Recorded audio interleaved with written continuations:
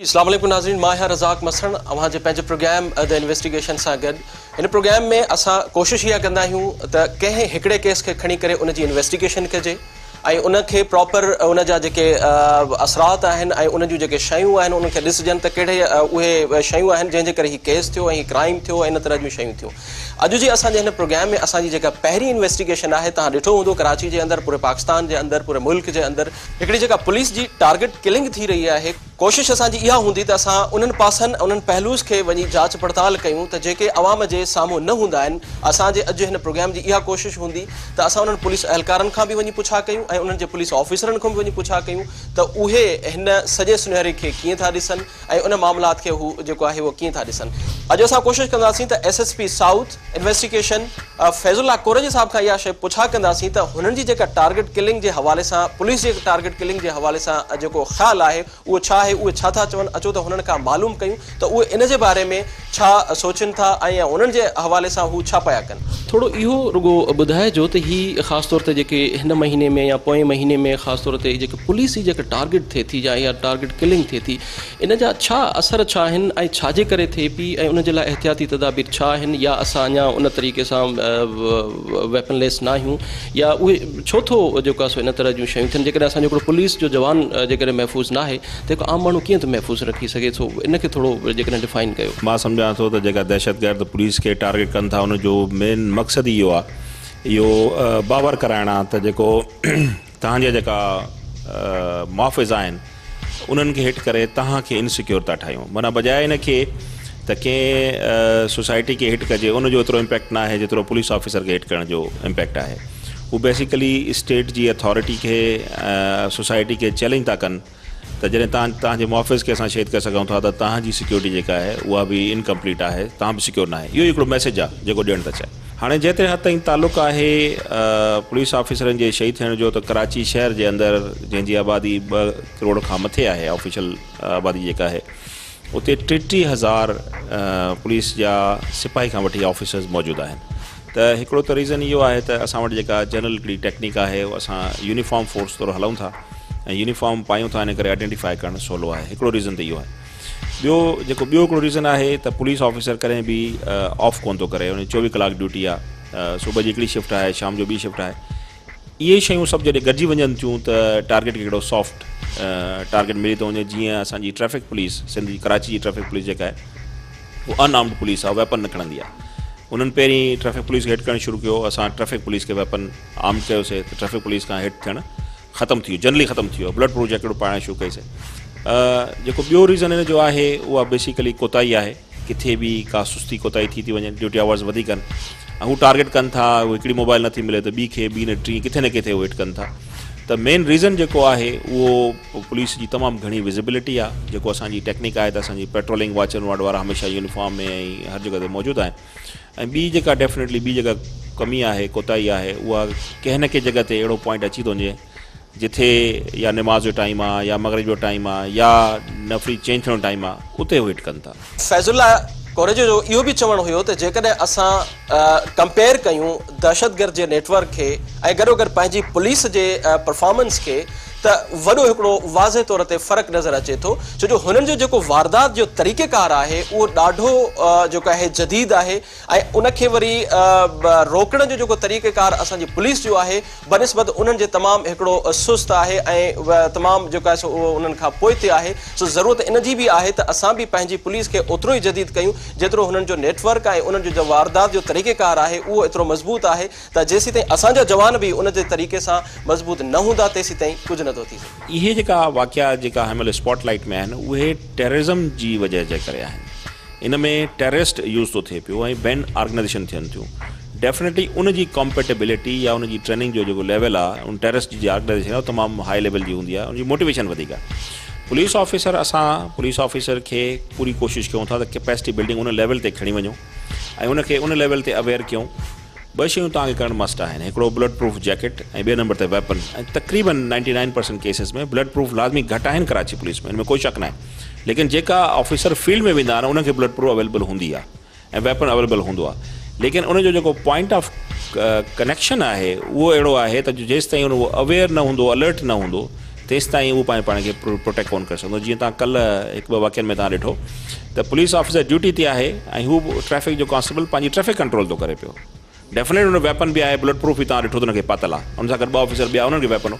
लेकिन अगरि रश में अचण सां को माण्हू अची वञी क्लोज़ कॉन्टेक्ट में फायर करे, उनजे लाइ तमामु घणी मुस्तैदी जी ज़रूरत आहे। ऐं असां पुलिस खे क्लोज़ कोन था करे सघूं। पुलिस खे सरकारी ड्यूटी करणी आहे, हुनखे 24 कलाक ट्रैफ़िक कंट्रोल। अगरि तव्हां उतां पुलिस हटाईंदो या उनखे उतां उन पब्लिक सां क्लोज़ कॉन्टेक्ट हटाईंदो त डेफिनेटली पोइ पब्लिक सर्विस जेका आहे उहा अफेक्ट थींदी। तव्हां पंहिंजे एंड ते कहिड़ियूं कोताहियूं सम्झो था? जीअं हिकिड़ी गाॾी आहे, पुलिस जी मोबाइल आहे, उहा मोस्टली या त धिके स्टार्ट हूंदी आहे या खरियल हूंदी आहे, या मतिलबु अहिड़े इन तरह सां न हूंदी आहे त जीअं किथे जेकॾहिं उहो वञे थी त उनखे बाक़ाइदा को उन्हनि जो ॾोहारनि जो प्रॉपर तरीक़े सां पीछो करे सघे। या ईअं ई वरी जेको तव्हांजो वेपन आहे त वेपन बि मोस्टली असां ॾिठो आहे त कॾहिं कॾहिं त ईअं हलंदो बि न आहे, या वरी कॾहिं कॾहिं वरी ईअं हूंदो आहे त इतफ़ाक़ या कॾहिं हली बि वञे थो त उन जॻह ते कोन थो अचे। टीं शइ जेका आहे, जेको असांजो जवान आहे, उहो केतिरो ट्रेनिंग ऐं केतिरो अलर्ट ऐं केतिरो उनजे अंदरि कैपेबिलिटी आहे त उहो पंहिंजो जेको आहे सो मुक़ाबिलो करे सघे। इहे टे शयूं आहिनि, इन्हनि खे तव्हां कीअं थोरो डिफाइन कंदा? कराची इज़ अ मेट्रोपोलिस, तमामु हिकिड़ो दुनिया जो 6 में वॾो शहर आहे। उते पुलिसिंग आम रवाजी तरीक़े सां कोन थी करे सघे। इन में को शक न आहे त उते हायर क्वालिटी जा वेपन्स हुजणु खपनि, ट्रेंड फोर्स हुजणु खपे। जीअं फ़ौज पंहिंजे हिकिड़े एज ग्रुप में ऑपरेशन रखंदी आहे सिपाही खे, जॾहिं उनखां पोइ उनजी एज लिमिट वधीक थी वेंदी आहे त उनखे वरी ॿिए फील्ड में ट्रांसफ़र कंदा आहिनि, ताकी जेका ऑन फील्ड ग्राउंड में छोकिरा हुजनि, जेका यंग ऑफिसर हुजनि, उहे मज़बूत हुजनि, अलर्ट हुजनि, एज फैक्टर बि हुजे। पर कराची पुलिस जो जेको डिफरेंट इशूज़ रहिया आहिनि उन में इहा शइ बिल्कुलु तव्हांजी सही आहे। बाक़ी जहाँ जेतिरे क़दुरु तालुक़ु आहे वेपन जो, त वेपन 99% हलंदड़ पोजीशन में हूंदा आहिनि। पुराणो हुजणु वेपन या नओं हुजणु हिकिड़ी ॿी ॻाल्हि आहे, लेकिन वेपन ऑपरेशनल हूंदो आहे।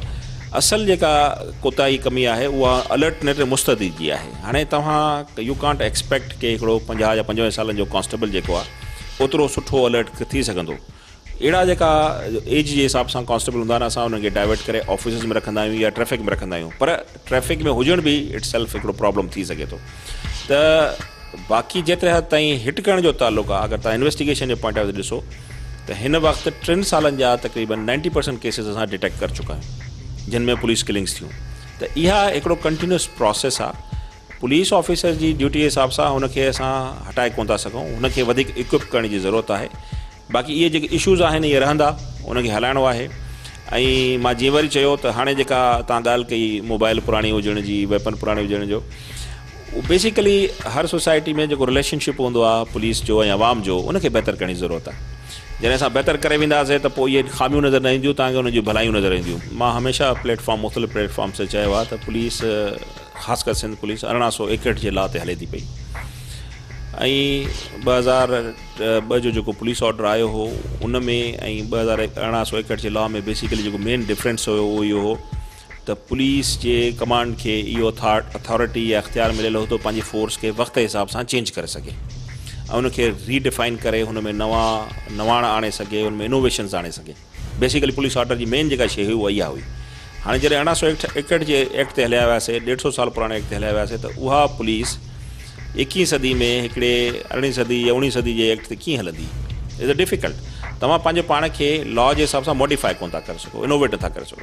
इन सां गॾोगॾु जॾहिं हुननि सां असांजी ॻाल्हि ॿोल टारगेट किलिंग खे घटि करण जे लाइ थी, त हुननि इहो बि ॿुधायो त हिकिड़ो इहो बि तरीक़ेकार थी सघे थो त असां पंहिंजे यूनिफॉर्म वारी पुलिस खे कुझु नॉन यूनिफॉर्म वारी पुलिस बि जेकॾहिं उन्हनि खे कराइजे ऐं उहा बि नॉन यूनिफॉर्म में बि पंहिंजी ड्यूटी सर अंजाम ॾिए, त हिकिड़ो इहो बि तरीक़ो थी सघे थो त वधीक टारगेट किलिंग खे बि रोके सघिजे थो। अगरि तव्हां हिन वक़्तु न्यूयॉर्क पुलिस जो अगरि असां मिसाल ॾियूं या कंहिं ॿिए मर्डर पुलिस जो ॾियूं या लंडन जी पुलिस ॾियूं, उहो सेफ सिटी प्रोजेक्ट्स हलनि था पिया। इवन पंजाब में लाहौर पुलिस जेका आहे उहा सेफ सिटी पुलिस जे कॉन्सेप्ट ते हले थी पई। हुननि जेका स्ट्रीट क्रिमिनल खे रोकण जे लाइ डॉल्फिन फोर्स ठाही आहे, जेका रोडनि ते मोटरसाइकिल ते हले थी।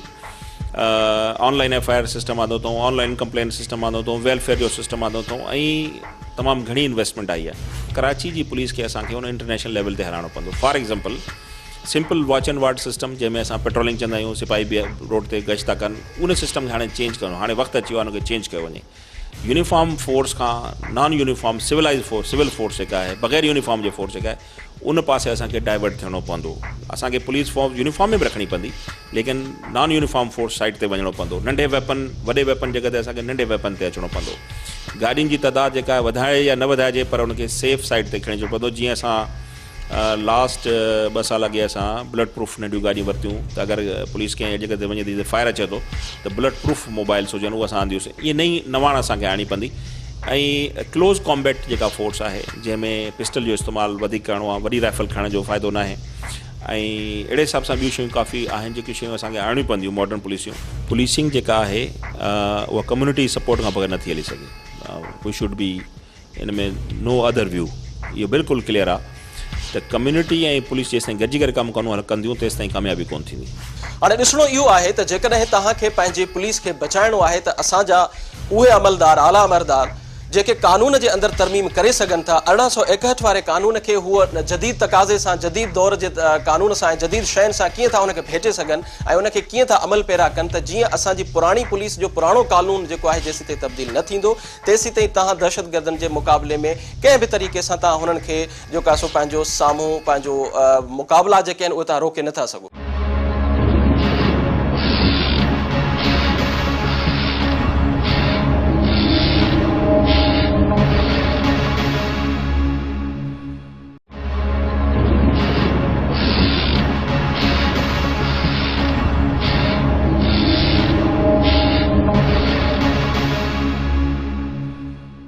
फज़ुल्ला कोरेजी साहब खां पोइ असां हिकिड़ी इहा कोशिशि कईसीं त असां ऑन स्पॉट वञी करे उन्हनि पुलिस अहलकारनि खां बि मालूम कयूं त उहे ड्यूटियूं कीअं सर अंजाम था ॾियनि ऐं उहे उन्हनि जी जेका ड्यूटी जी जेका रूटीन आहे उहा छा आहे ऐं उहो केतिरे वक़्त खां कहिड़े तरीक़े सां ऐं केतिरो उहो वेपनलेस आहिनि ऐं केतिरो जदीद तरीक़े सां वेपनलेस आहिनि।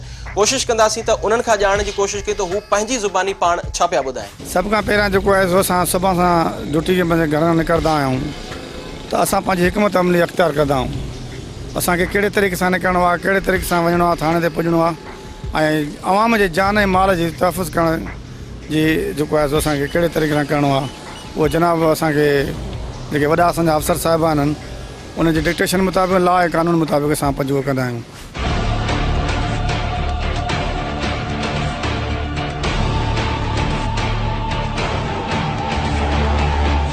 तव्हांजी पंहिंजी केतिरी ट्रेनिंग आहे? छा तव्हां कमांडो ट्रेनिंग कई आहे या तव्हां पाण जेको आहे सो इन मुक़ाबले खे मुंहुं ॾियण जे लाइ केतिरो तव्हां अलर्ट आहियो? साईं असां जेको आहे सो तमामु जेको आहे सो बिल्कुलु असां होशियारु आहियूं। जेकॾहिं असांजे आम्हूं साम्हूं अची विया त असां हर तरह सां हुनजो मुक़ाबिलो करे सघूं था, हुनजो मोट रोड जवाबु ॾेई सघंदासीं इनशाअल्लाह। ऐं असां जेको आहे सो हुनखे गिरफ़्तार बि करे सघूं था पर असांखे साम्हूं जे करे चढ़नि था। हीअं अचनि था चोरनि वांगुरु पोयों वार कयूं त हलिया था वञनि ऐं मिसाल टीटी आहे, पिस्टल आहे, हिकिड़ो लिकियलु हुन वटि हथियार आहिनि, क्लाशनकोप वग़ैरह सां नथा अचनि, इहे टीटी पिस्टल वग़ैरह सां अचनि था पिया। जीअं जवान बीठो आहे ट्रैफ़िक जा बीठा आहिनि या पुलिस जा बीठा आहिनि, ख़ासि करे ट्रैफ़िक वारे जवाननि सां जेको आहे सो अची करे हुन ते फायरिंग करे ऐं पंहिंजो कामयाबु थी करे निकिरी भॼंदा आहिनि। मूंखे इहो ॿुधायो त तव्हांजो ड्यूटी जेको टाइम आहे उहो केतिरो आहे? तव्हां घणा कलाक तव्हां ड्यूटी पंहिंजी ॾींदा आहियो? साईं असांजी 12 कलाक नौकिरी आहे। ओके, हीअ जेका 12 कलाक नौकिरी आहे त 12 कलाक नौकिरी में तव्हां टोटली ॿाहिरि हूंदा आहियो, ॿाहिरि बीठा हूंदा आहियो या को ॿियो बि किथे वञी वेहंदा आहियो या आराम कंदा आहियो? साईं हाणे ड्यूटी अहिड़ी आहे असांजी, असां 12 कलाकनि में जेको आहे सो आराम त असांखे सवाल पैदा न आहे जो आराम कयूं असां। हिन जैकेट जो टोटल अंदाज़न घणो वज़न हूंदो? 12 साढी 12 किलो इसते वज़न आहे हिन जो। हीअ तव्हांखे 12 कलाक ई पातल हूंदी आहे? हाँ बिल्कुलु 12 कलाक ओके पातल हूंदी आहे। पर हीअ जेके टारगेट जा जेके वाक़िया थिया तव्हां ॾिठा हूंदा जेके पुलिस वारा शहीद बि थिया त पर असां जेके ॾिठोसीं त उते उन्हनि खे इहे शयूं पातल न हुयूं। सर ॻाल्हि इहा आहे त बाला अफ़सर साहिबान जो हुकुम आहे, इन हुकुम तहत हीअ जैकेट असांजो तहफ़ुज़ आहे। असांजे तहफ़ुज़ हूंदो त असां आवाम जे जान ऐं माल खे बि तहफ़ुज़ ॾेई सघंदासीं। उन में बिल्कुलु मां मञा थो त गर्मी बि आहे, तकलीफ़ उन में आहे, पर गर्मी ऐं तकलीफ़ असांखे बर्दाश्त करणी आहे त असांखे आवाम जो बि तहफ़ुज़ करिणो आहे, उनजे जान ऐं माल जो बि तहफ़ुज़ करिणो आहे।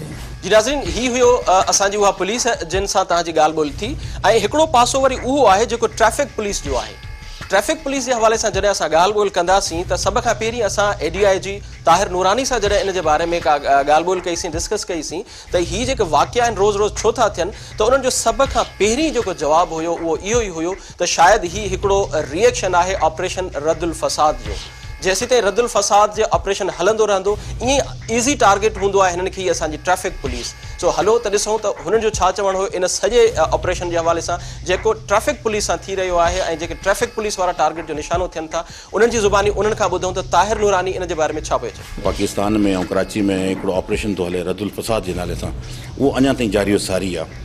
लिहाज़ा हिन हवाले सां इहो चवणु बिल्कुलु सही आहे त इन ऑपरेशन में असां ज़ाहिरी ॻाल्हि आहे त दहशतगर्दनि जी कमर तोड़े छॾी आहे, पर जेका रहियल आहिनि उहो आख़िरी साह खणनि था ऐं जीअं ई उन्हनि खे मौक़ो लॻे थो त पोयों वार था कनि। असां जी हिकिड़ी पहिरियों जी जेकी SOP हुई उनखे असां मज़ीद बहितर करण जे लाइ हिकिड़ी मीटिंग असांजी थी, एडिशनल IG मुश्ताक महर साहब कई, जंहिंमें असांखे हिदायतूं मिलियूं त कराचीअ में छो त इहो हिकिड़ो सॉफ्ट टारगेट थी थो वञे ट्रैफ़िक एहलकार, लिहाज़ा हिन खे मदद रखंदे हुए असां कुझु अहिड़े पॉइंटनि खे क्लोज़ करे छॾियो आहे जेको सम्झूं था त उहो सेंसिटिव एरिया में आहिनि।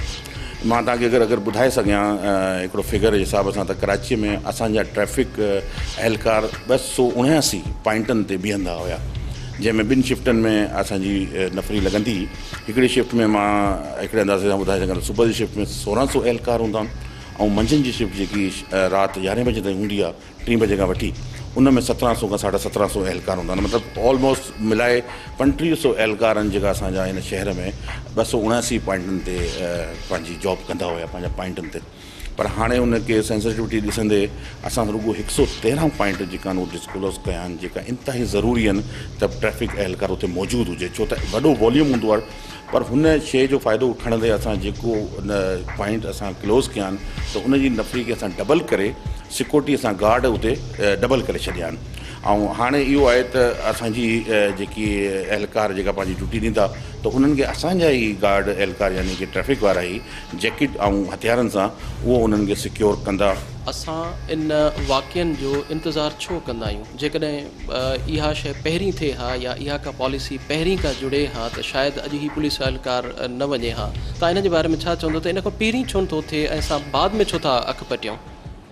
साईं, सेंसिटिविटी ॾिसबी आहे। जीअं तव्हां ॾिठो त हालिया हिकिड़ी लहर हिकिड़ी आई आहे जेकी सॼे पाकिस्तान मां थींदी आई आहे। उन ई ॾींहुं सुबुह जे टाइम ते तव्हां ॾिठो त लाहौर में हिकिड़ो ख़ुदकुश हमिलो बि थियो।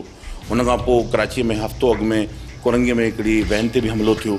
पोइ हिफ़्ज़ मां तक़दुम जेकी आहे असां हिन शइ खे पोइ ॾिसंदा आहियूं जेकी वधीक सेंसिटिव हूंदी आहे, जेके सम्झो त करंट जेको सिचुएशन हूंदी आहे। ईअं न आहे त ट्रैफ़िक एहलकारनि खे को सिक्योरिटी न हुई। 2015 में बि 7 ट्रैफ़िक एहलकार टारगेट किलिंग थी। 2016 में बि मां ॿुधाए सघां त हिकिड़ो DSP सुधो हिकिड़ो ट्रैफ़िक जो असांजो उनखे बि टारगेट किलिंग कयो वियो। 2017 में इहो पहिरियों वाक़ियो आहे। त असांजी हिकिड़ी SOP हुई जंहिंमें असां 500 ऐं 600 खां वठी 600 जैकेट्स ॾिनल आहिनि। ऑलरेडी इन्हनि खे जैकेट्सूं ॾिनल आहिनि, पर ज़ाहिरी ॻाल्हि आहे त 3500 जी नफ़री खे 600 जैकेटूं फुलफिल न पियूं करे सघनि। त हिन करे असां उन्हनि ख़ासि पॉइंटनि ते ॾिनियूं जैकेटूं, हथियार ॾिना। मां पाण ख़ुदि DIG साहिब जे हुकुम सां मां हिननि खे ट्रेनिंग कराई रिफ्रेश फायरिंग जी। पर छा थींदो आहे त छो त तव्हां नोट कंदा हूंदो त ट्रैफ़िक एहलकार जो कमु ऐं आम पुलिस वारे जो कम में ज़मीन आसमान जो फ़र्क़ु आहे। हिकिड़ो वॉल्यूम अचे थो 10-15 हज़ार गाॾियुनि जो, हुनखे हिकिड़े चौक तां गुज़ारणु जेको आहे 2-3 सिपाहियुनि जो कमु हूंदो आहे। त सॼी हुननि जी कंस्ट्रक्शन जेकी हूंदी आहे उहो उन वॉल्यूम जे उन ट्रैफ़िक जे अंदरि हूंदी आहे त को जेको आहे उहो ट्रैफ़िक फासे न, कंहिं नमूने सां को ट्रैफ़िक ब्लॉक न थिए।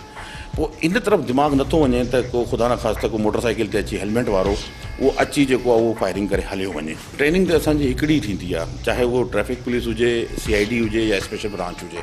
ट्रेनिंग सेंटर्स में ट्रेनिंग हिकिड़ी थींदी आहे सभिनि पुलिस वारनि जी। उन खां पोइ इहे यूनिटनि में वेंदा आहिनि, पोइ यूनिटनि में वञी पंहिंजो कमु कंदा आहिनि। त ट्रेनिंग हिननि जी थियल आहे सभिनि जी। ज़ाहिरी ॻाल्हि आहे जीअं पुलिस जी ट्रेनिंग थींदी आहे, 9-8 महीना ट्रेनिंग सेंटर में रहंदा आहिनि, उते लॉ बि पढ़ंदा आहिनि, फिज़िकल ट्रेनिंग बि कंदा आहिनि, फायरिंग बि सिखंदा आहिनि।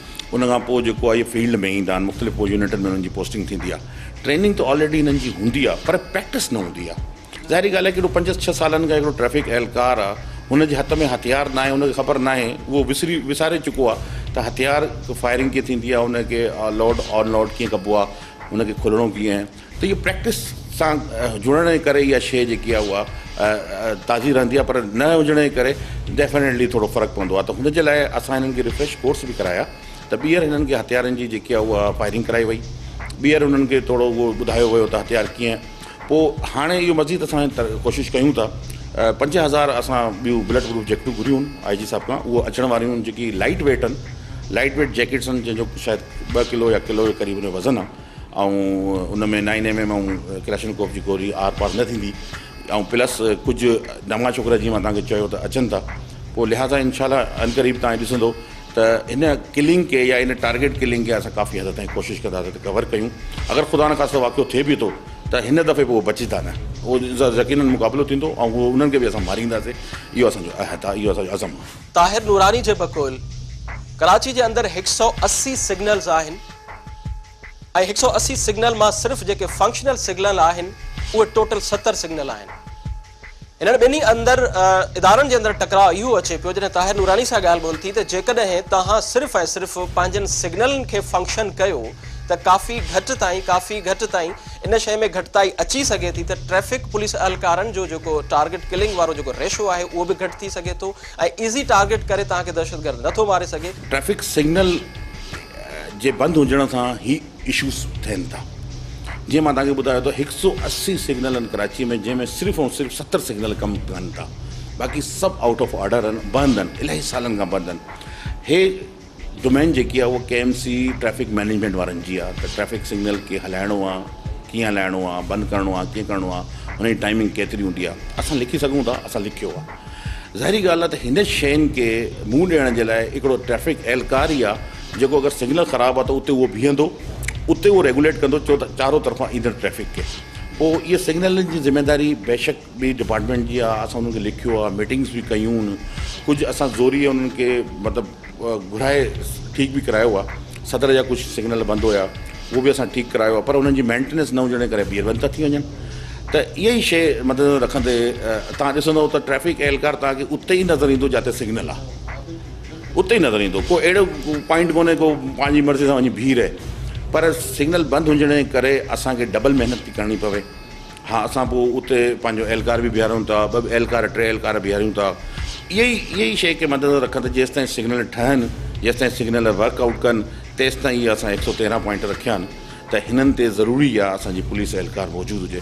ॿी हिकिड़ी शइ मां तव्हांजे तवसु सां ॿुधाईंदो वञा त पब्लिक अवेयरनेस बि न आहे। अगरि सिग्नल खुलियल बि आहे, मिसाल जे तौर ते तव्हां जनरली ॾिठो हूंदो त हिन ई शहर में जेका सिग्नल हलनि था, जीअं शाहिरा फैसल जा सिग्नल आहिनि, तारिक रोड जा सिग्नल आहिनि, माण्हू सिग्नल ते किथे था बीहनि, माण्हू सिग्नल तोड़े था हलिया वञनि। प्लस तव्हां ॾिठो हूंदो त पब्लिक सिविक सेंस जेकी आहे न उहा बि माण्हुनि में घटि आहे।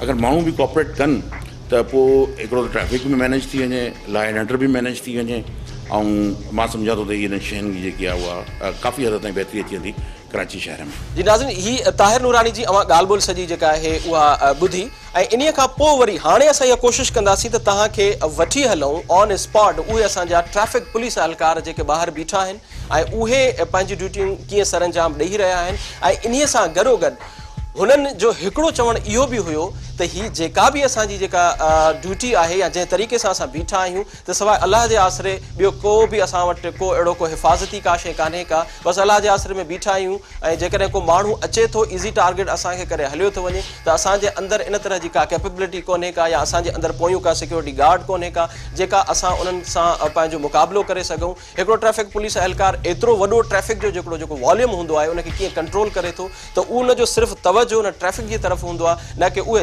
दहशतगर्द हूंदा आहिनि जेके ईज़ी टारगेट सम्झी करे असांखे मारे वेंदा आहिनि। सो हलो त हलो उन्हनि ट्रैफिक पुलिस एहलकारनि सां ॻाल्हायूं त उनजो छा चवणो आहे।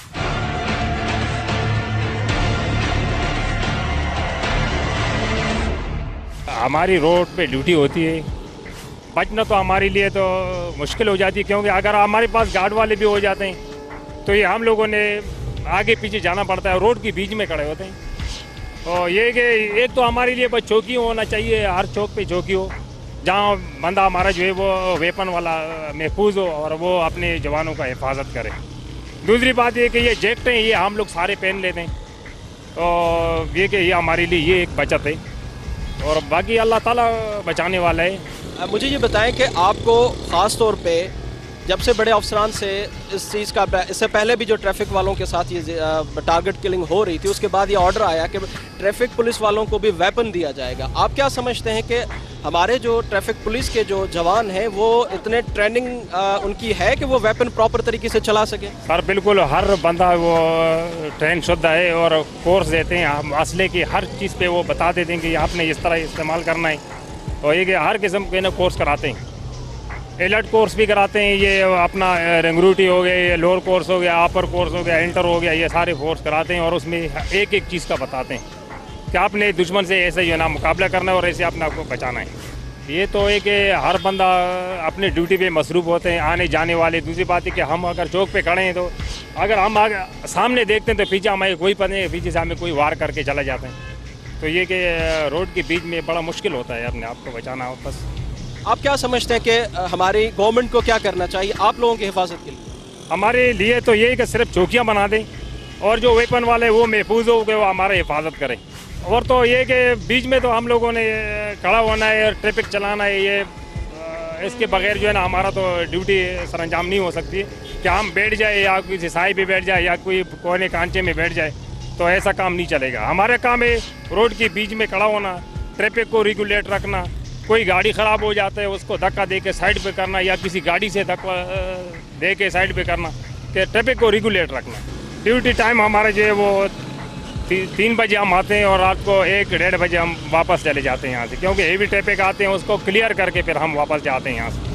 जी नाज़रीन, अॼु जे प्रोग्राम में असां इहा कोशिशि कईसीं त तव्हांखे उहे पासा, उहे पहलू, उहे ॾेखारियूं जेके असांजी कराची जे अंदरि पुलिस जी ख़ासि तौर ते जेका टारगेट किलिंग थी रही आहे, त उनजी वजह छा आहे, उनजा रीज़न्स छा आहिनि ऐं उन ते असांजो जेको हिकिड़ो पुलिस अहलकार आहे उहो पाण छा थो चए ऐं इन्हीअ सां गॾो गॾु पुलिस अहलकार छा था चवनि। बहरहाल उन सॼे प्रोग्राम जो पसे मंज़र सिर्फ़ु हिकिड़ो ई हुयो त जेसीं ताईं हिकिड़ी असांजी पुलिस जेका आहे प्रॉपर तरीक़े सां वेपनलेस न थींदी ऐं जदीद तरीक़े सां जदीद नेटवर्क जो मुक़ाबिलो न कंदी ऐं जदीद तरीक़े सां जदीद कानून जो जेको आहे उहा इम्प्लीमेंट कानून में जेसिताईं न थींदी तेसीं ताईं असांजी जेका पुलिस आहे उहा कंहिं बि तरीक़े सां कंहिं बि नेटवर्क जो, कंहिं बि दहशतगर्दी जो प्रॉपर तरीक़े सां मुक़ाबिलो नथी करे सघे। इन्हीअ सां गॾु मूंखे पंहिंजे प्रोग्राम द इन्वेस्टिगेशन मां ॾींदा इजाज़त। इंशाल्लाह वरी नेक्स्ट वीक मुलाक़ात थींदी कंहिं नई इन्वेस्टिगेशन, नए प्रोग्राम ऐं नए तरीक़ेकार सां। सो मूंखे ॾींदा इजाज़त। अल्लाह निगहबान।